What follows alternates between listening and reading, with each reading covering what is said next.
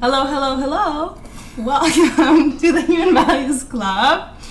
Where we start a video with a laugh.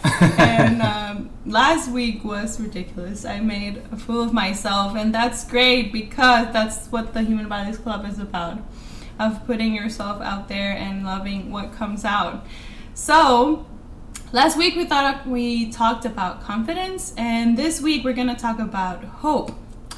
And the thought of the week of this week is... Be the light in dark places. Said Yoda. Just kidding.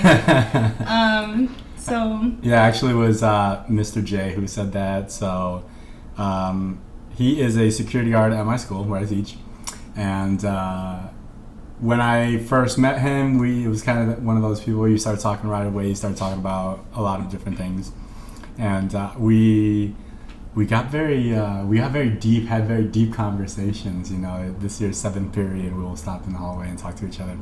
And that's something he always told me. He said, on days where I'm, hopeless, let's say, and having a hard time, I feel like not being an effective teacher or whatever, I'll talk to him and he always cheers me up, and he says, no, keep doing it. You're doing good work. Keep being the light in dark places.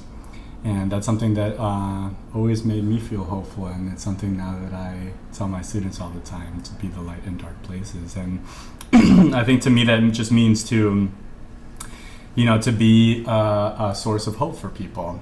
Meaning, there's a lot of darkness in the world, there's a lot of darkness all around us, there's sometimes darkness in our mind and in our heart, and we have to try not to listen to that darkness and not listen to those voices, and see every closed door as an opportunity somewhere else. Maybe this is not for you, and to kind of trust that something else good is around the corner. And if you can maintain that energy and stay positive and stay cheerful, I think that you become a beacon of hope for people. You become the light in dark places. So I definitely want to be that in my relationship and with my students and with anyone in my life, my family. So that's what I'm going to try really hard to do this week.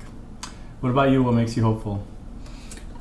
You and all of you over there. We'll get back to your comments and your contributions.